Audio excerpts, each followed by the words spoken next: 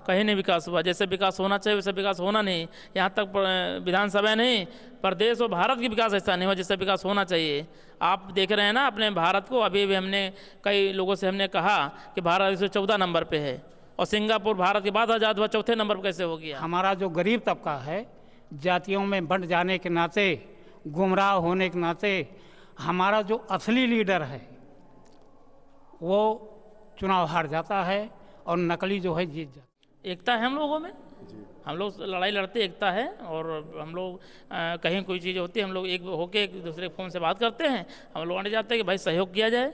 हम लोग सहयोग करते हैं, अपने जेब से तेल डला के पहुँचते, 1 रुपये किसी लेते भी नहीं, फ्री सेवा करते हैं हम लोग। दोस्तों नमस्कार। आपने देखा होगा कि जो हमारे भारत प्रधानमंत्री मोदी जी हैं, इसी केतली से चाय बेच करके प्रधानमंत्री बने।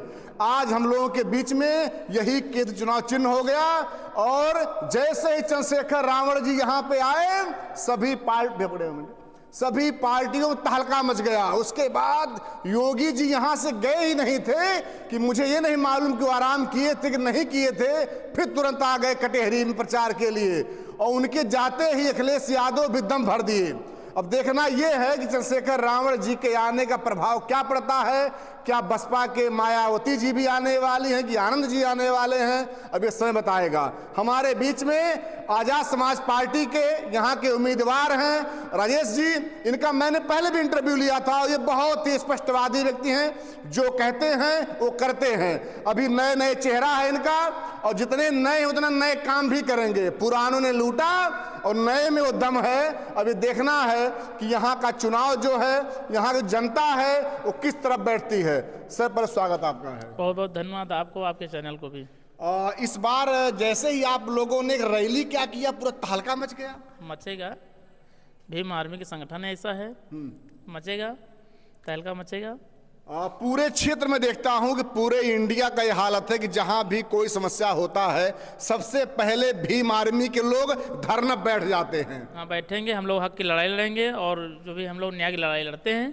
किसी के साथ किसी भी जात धर्म में अगर होगा, गरीब आदमी दबे कुचले लोगों को परेशान किया जाएगा। एक विशेष व्यक्ति जात विशेष जात की बात नहीं करते, सभी समाज की बात करते हैं। किसी धर्म की बात हो, कहीं अगर कोई होगा तो न्याय की लड़ाई लड़ने के लिए भीम आर्मी आगे खड़ी मिलेगी। आपको पुलिस बाद में जाएगी, भीम आर्मी पहले पहुंचेगी। चुनाव होता है, सभी नेता आ जाते हैं, लेकिन जब लोगों के दुख दर्द में खड़ा होना तो भीम आर्मी क्यों आती है? आती है भीम आर्मी। हम लोग सच्चाई लड़ाई लड़ते रहेंगे। ये कि जिस दिन हमारा समाज जाग जाएगा पूरी तरीके से, वोट मांगने तक नहीं जाना पड़ेगा, क्योंकि हम लोग लड़ाई हक की लड़ते हैं। और लोग आते हैं, चाहे अन्य पार्टी आती हैं और गुमराह करती हैं लोगों को, तो हमारा समाज जिस दिन टिकाऊ हो जाएगा उस दिन हम लोग रहेंगे। हमारे समाज की तोड़ फोड़ जो की जाती है, वो समाज हम लोग एक जगह रहेंगे तो हम लोग कभी किसी घर वोट मांगने भी नहीं जाना पड़ेगा। हम लोग चुनाव इसे जीतेंगे। हम लोग इसलिए काम में लगे हैं। सच्चाई एक दिन आगे आएगी। जब कोई गरीब का लड़का आगे बढ़ने का प्रयास करता है तो उसके ऊपर आरोप लग जाता है कि ये फंडिंग कहां से ला रहा है, विदेश से रुपया ले रहा होगा, ये आतंकवादियों से रुपया ले रहा होगा। क्या आप लोग आतंकवादी रुपया ले रहे हैं? नहीं, मेरा संगठन है, मेरा गरीब परिवार है और जो है गरीबों से हमारे 2-2 10-10 रुपये करके बेचारे चंदा लगा घर प्रोग्राम करते हैं। आज भी हम लोग चुनाव लड़ रहे हैं तो चंदा लगा बेचारे लड़ रहे हैं। मैं 1 रुपये अपनी जेब से नहीं खर्चा करता हूं। जो हमारे पास होता है अपने हिसाब से हम अपनी गाड़ी चलते हैं। बाकी हमारे कार्यकर्ता अपनी जेब से पूछ लो, 10-10 रुपये 20-20 रुपये इकट्ठा करके बेचारे तेल डलवा के अपनी गाड़ियों से निकल रहे हैं। ये समझ लीजिए पैसा कहाँ से आएगा। और केतली लेके चलते हैं, लोगों से पैसा भी मांगा जा रहा है। देखिए पैसा भी है, ये देख लीजिए। यही होता है भैया कि यह समझिए संगठन, आज ये संगठन लोगों के सहयोग से 1 रुपया 2 रुपया, लेकिन आरोप लगा देते हैं भैया तुम लोग पैसा लेते हो, फंडिंग करते हो। ये क्यों आखिर में आप लोग को लोग बदनाम करने पीछे पड़ गए हैं? देखिए किस अन्य पार्टियों के पेट में भीम आर्मी नहीं पच रही है, क्योंकि भीम आर्मी बहुत आगे निकल रही है और आने वाले समय में भीम आर्मी सबको जवाब देगी। अभी सत्ता में जो सरकारें हैं, जो सत्ता में सरकारें रही भी हैं, किसी को नहीं पच रहा है और आने वाले समय में जब भीम आर्मी खड़ी होगी तब सबको जवाब दिया जाएगा अच्छे से। भैया ने कहा कि लोगों के पेट में पच नहीं रहा है, कोको कोला पिला देंगे लोगों को। भीम आर्मी के लोग अब पिलाएं कोको कोला, तब इन लोगों का पेट में पचेगा। अब ये कटेहरी का जनता जो है पूरी तरह से, एक बात देख रहा हूँ भैया कि जो जनता है, हम लोग बीच में जा रहे हैं, उनको ये कहना है कि भीम आर्मी का जो कार्यकर्ता है बहुत तत्पर होता है, हर काम में आगे बढ़ जाता है। तो कैसे हो पाता आप लोगों का ये चीज़? एकता है हम लोगों में। हम लोग लड़ाई लड़ते, एकता है। और हम लोग कहीं कोई चीज़ होती है, हम लोग एक होके एक दूसरे फ़ोन से बात करते हैं, हम लोग आने जाते हैं कि भाई सहयोग किया जाए।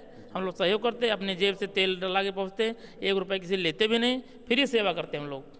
वर्तमान सरकारें जो भी ये नहीं कर पाएंगी, जितना हम लोग न्याय की लड़ाई लड़ते हैं वो लड़ेंगे। और विधायक यहाँ से बने तो कैसा कटेरी विधानसभा में डेवलप होता है नए तरीके से, यहाँ लोग यहाँ कटेरी विधानसभा लोग सीखने आएंगे, यानी विधानसभा लोग, मैं वादा करता हूँ। बता दूं आपसे कि जब धर्मराज निषाद को टिकट मिलता है तो उसके बाद सभी लोग हुंकार भर दिया कि पूरा भीटी का विकास धर्मराज ने करवा दिया। लालजी वर्मा ने कहा हम इधर पूरा विकास करवा दिए, लेकिन अगर सही बात किया जाए, क्या विकास हुआ है? कहीं नहीं विकास हुआ। जैसे विकास होना चाहिए वैसे विकास होना नहीं। यहाँ तक विधानसभा नहीं, प्रदेश और भारत की विकास ऐसा नहीं हुआ जैसे विकास होना चाहिए।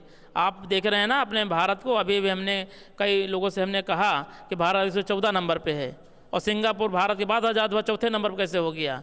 वहाँ के नेताओं ने समझा कि हमारे जनता को क्या चाहिए, वहाँ सोचा गया। यहाँ के तो नेता जीतने के बाद सोचते नहीं, केवल एक कमाई का जरिया बना लेते हैं।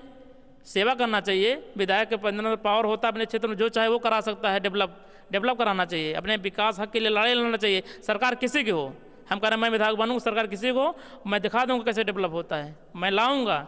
विकास नीति का पैसा आएगा, और भी पैसा आएगा, कैसे आता है वो हम बताएंगे कैसे पैसा आता है, मैं विकास करके दिखाऊंगा। सिंगापुर वगैरह देख लीजिए, बाहर से फैक्ट्री लगाए, उद्योग लगाए, अपने क्षेत्रों को आज जो है लोगों को रोजगार दिया, और वहाँ के लोग शिक्षा भी बढ़िया पाए, और आज रोजगार पा रहा है, सबकी जेब में पैसा। आज सिंगापुर चौथे नंबर पे है, सिंगापुर का नाम लिया जा रहा। भारत किसी ने, भारत तो केवल पोपो डंडा यहाँ की सरकारें मचाती हैं, झूठ बोल के ओढ़ लेती हैं, गरीब जनता को महंगा फुसला लेती हैं। और अगर हम यहाँ विधायक बने तो हकीकत है ये पोपो डंडा कटेरी से सीख मिलेगी लोगों को कि है क्या चीज़। एक बार जनता एक बार लाइक करें हमको तो दिखाते हैं कि डेवलप कैसे होता है, शिक्षा कैसे होती है, रोजगार कैसे होता है, कटेरी से ही दिखा देंगे। कटेरी में जितना मैं करके दिखा दूंगा, अन्य विधानसभा के लोग देखने आएंगे, भूल जाएंगे कि विधायकी कैसे होती है। भीम आर्मी ने कहा अब राजा का बेटा राजा नहीं बनेगा, ये भैया कैसे आप लोगों ने कह दिया? इसलिए कह दिया कि जितने बड़ी पार्टियों के लोग हैं आपस में सारे लोग मिल लेते हैं, ठीक है, सारे लोग मिल लेते हैं कि अब की हम जीत लेंगे, अब की तुम जीत लेना, हम लोग मिल के हम ही लोग होंगे। भीम आर्मी इसलिए नहीं पच रहा लोगों को कि भीम आर्मी आगे जा रही है, ठीक है। और यहाँ ये बाबा साहब ने भी कहा था कि रानी का बेटा राजा नहीं होगा, एक गरीब परिवार का भी बेटा राजा हो सकता है। इसी तरीके से हम लोग भीम आर्मी से गरीब प्रत्याशी हम लोग हैं, और गरीब मतलब हमारी जनता भी गरीब है, हम सब लोग एक होके यहाँ से हम लोग आगे बढ़ेंगे। जब और पार्टियों ने कुछ नहीं कर पाया भीम आर्मी का, एक आरोप लगा दिए कि तुम लोग जो है और जगह पे और पार्टियों का सपोर्ट कर दे रहे हो, क्या कहिएगा आप? नहीं, सपोर्ट तो कोई नहीं हम लोग किए किसी को, हम लोग किसी पार्टी सपोर्ट नहीं किया। जो भी न्यूज़ आप देख रहे होंगे वो फेक न्यूज़ है। आप सच्चाई इस पे जाएंगे हकीकत पे तो सच्चाई पता चल जाएगी आपको। इसी बात पे हमें कष्ट लगा और हमें इसीलिए यहाँ पे आना पड़ा। और भी लोग हैं, उम्मीदवार हैं के साथ साथ जो भी साथ चलने वाले हैं, क्योंकि ऐसे ऐसे जो लोग हैं ये समाज के वो लोग हैं जो लोग इस समाज को दिशा देंगे। क्या सर नाम आपका है? विनय सागर, चुनाव प्रभारी। चुनाव प्रभारी हैं आप। क्या लग रहा है पूरा इस बार कटेहरी में क्या होने वाला? देखिए, कटेहरी की जनता और भीम आर्मी आज़ाद समाज पार्टी के कार्यकर्ता जो जनता के बीच पहुंच रहे हैं, तो जनता का पूरा रुझान आज़ाद समाज पार्टी भीम आर्मी के साथ है। और सबसे बड़ा रुझान इस वजह से है कि जो जनता लगातार 10-12 साल से देख रही है भाई चंद्रशेखर आज़ाद जी का संघर्ष, भीम आर्मी आज़ाद समाज पार्टी के कार्यकर्ताओं का संघर्ष। किसी के साथ भी कहीं अन्याय होता है तो सबसे ज़्यादा और सबसे जल्दी पहुंचने का काम करती है भीम आर्मी आज़ाद समाज पार्टी, बिना किसी स्वार्थ का। और चाहे आज चुनाव बीत जाएगा, 20 को वोट पड़ेगा, वोट के बाद 21 तारीख को भी अगर कोई घटना होती है, कोई मामला पड़ता है, तो सभी पार्टियां जाके आराम करने लगेंगी, छोड़ देंगी 5 साल बाद आने के लिए। लेकिन भीम आर्मी आज़ाद समाज पार्टी के कार्यकर्ता 21 तारीख के बाद भी धरातल पर दिखेगा, लोगों की समस्याओं के साथ उनके साथ खड़ा रहेगा।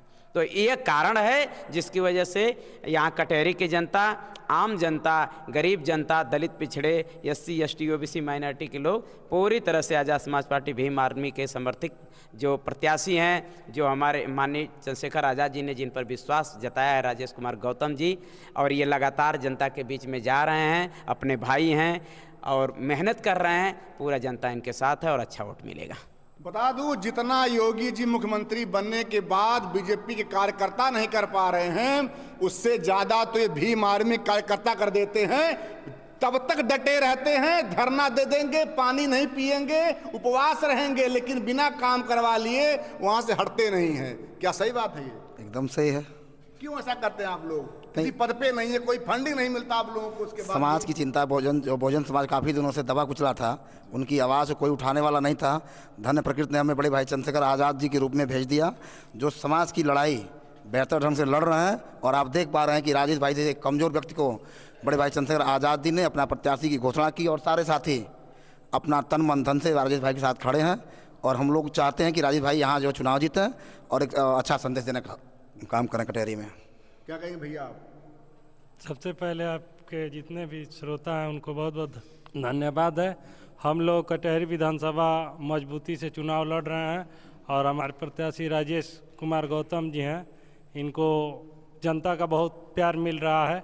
हम लोग बहुत बेहतर करेंगे, इस बार दिखाएंगे कटहरी विधानसभा में। भैया क्या कहेंगे आप?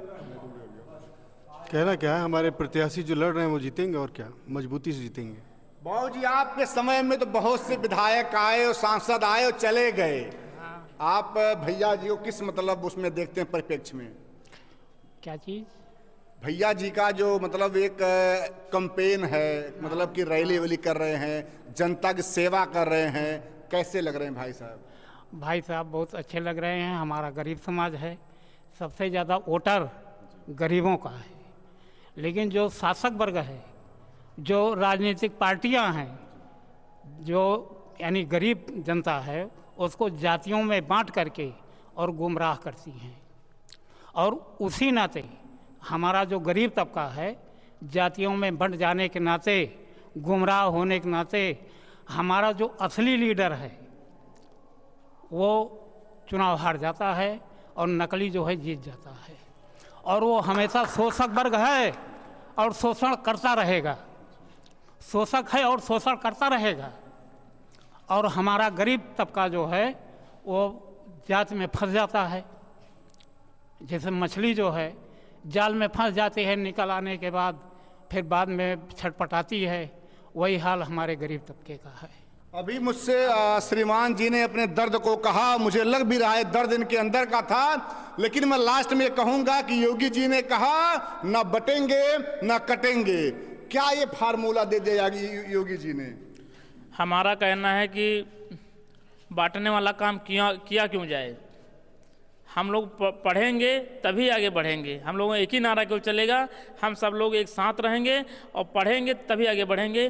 किसी पार्टी के कार्यकर्ता में, अन्य समाज के या मतलब पार्टी के या मतलब कोई भी आए, लुभावनी चीज़ें थे, किसी बातों में नहीं आना।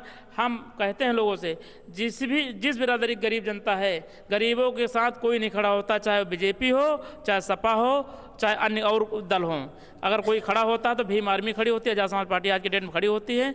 जैसे आप लोग समय समय पर मोबाइल बदलते रहते हैं, उसी तरीके समय समय पर आप प्रत्याशी बदलते रहेंगे, तभी क्षेत्र विकास होगा।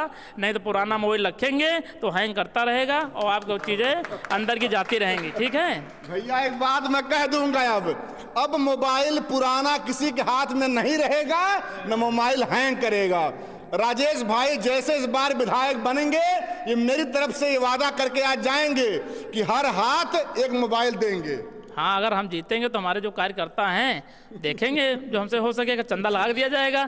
ठीक है, गरीब जनता है हमारी। अच्छा भैया, एक लास्ट बात कि क्या क्या चीज़ आपको दिखता है जो समस्याएं हैं, और अगर ऊपर वाले कृपा हो गई, अगर आप बन जाते हैं विधायक, तो आप समस्या दूर करेंगे लास्ट में? समस्या यहाँ हमने बहुत सारी देखी है। जैसे कि हम गांव-गांव जाते हैं, गांव-गांव सर्वे भी करते हैं और लोग जनसंपर्क करते हैं, तो यहाँ के रोडों को जो भी है, रोडें अच्छी नहीं बनी हुई हैं। गांव-गांव में खड़ंजे वगैरह देखते हैं, पानी वगैरह बहता रहता है, वो भी सही नहीं ढंग से बने हुए हैं। ठीक है, हम लोग ज़्यादातर फोकस डेवलप में करेंगे। बाकी मेन फोकस जो हमारा फोकस रहेगा, गांव-गांव में एक लाइब्रेरी खुलवाएंगे। है, हर ग्राम पंचायत में लाइब्रेरी होनी चाहिए, जो हमारे सभी वर्ग के लोग, गरीब बच्चे पढ़ सके, जिनके पास पैसा कौड़ी नहीं रहता। अन्य भी लोग पढ़ सकते हैं, जिनकी खुशी आ सकता है, किसी रोकथाम नहीं है। अगर हम विधायक बने तो सबसे पहले लाइब्रेरी खुलवाएंगे, और जो भी ग्राम पंचायत स्कूल हैं उनमें हम लोग कंप्यूटर रखवाने का भी काम करेंगे। और टीचर हम लोग चाहे चंदा लगा कर रखें, लेकिन बच्चों को कंप्यूटर पर सिखाने का भी काम करेंगे। और अगर हम जीते तो एक साल में कम से कम गरीब परिवारों की 50 लड़कियों की शादी अपने संगठन के द्वारा हम लोग अपने विधानसभा से हम लोग करके दिखाएंगे, ताकि कटेरी से एक सीख मिले और हमारे जो महिला हैं या बुजुर्ग हैं या युवा साथी हैं जो जिस लायक है उस लायक उनको रोज़गार दिलाने भी काम करेंगे। हर एक ब्लॉक में 4, 5, 10 फैक्ट्री जो भी लग पाएंगे हम लोग लगवाने भी काम करेंगे, बाहर से फैक्ट्री वालों से बात भी करेंगे, ताकि हमारे यहाँ लोकल कटेरी विधानसभा के जो भी लोग हैं यहीं पे उनको रोज़गार मिल सके, काम कर सके, बाहर ना जाना पड़े। बाहर जाए तो केवल पैसा जेब में हो, घूमने के लिए केवल जाएँ, बाकी काम करने के लिए ना जाए, अपने गाँव में ही रहें, अपने गाँव में ही कार्य उनको मिल जाए। शिक्षा और रोज़गार दोनों में फोकस करना चाहिए। आज की डेट में आपका पैसा होगा तो आप खुश रहेंगे, आपके पास पढ़ाई शिक्षा अच्छी होगी तो आप खुश रहेंगे। तो शिक्षा और रोज़गार की तरफ ज़्यादा फोकस दिया जाएगा। उसके साथ साथ विधायक निधि से जितना होगा हम लोग क्षेत्र का विकास हम लोग करते रहेंगे। उसके अलावा भी सरकारें चाहे जो रहेंगी हम उनसे भी हम लड़ाई लड़ के अपना फंड मंगाएंगे और अपने क्षेत्र का विकास भी करेंगे, और क्षेत्र में बराबर हमारी संगठन और हम बने रहेंगे और जनसंपर्क भी चालू रहेगा। और केंद्रीय कार्यालय खोला जाएगा जहां समस्या भी सुनी जाएंगी अपनी जनता की।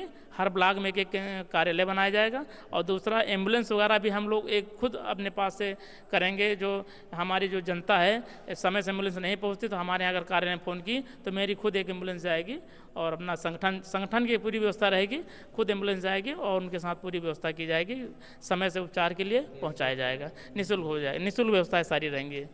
तो हम लोग कई मुद्दे पे हम लोग काम करेंगे, क्योंकि हम एक कटेरी विधानसभा से सिखाना चाहते हैं कि पूरे भारत में एक ऐसी कटेरी विधानसभा है कि सबसे ज़्यादा IAS PCS, सबसे ज़्यादा रोजगार की व्यवस्था यहाँ हम काम करेंगे।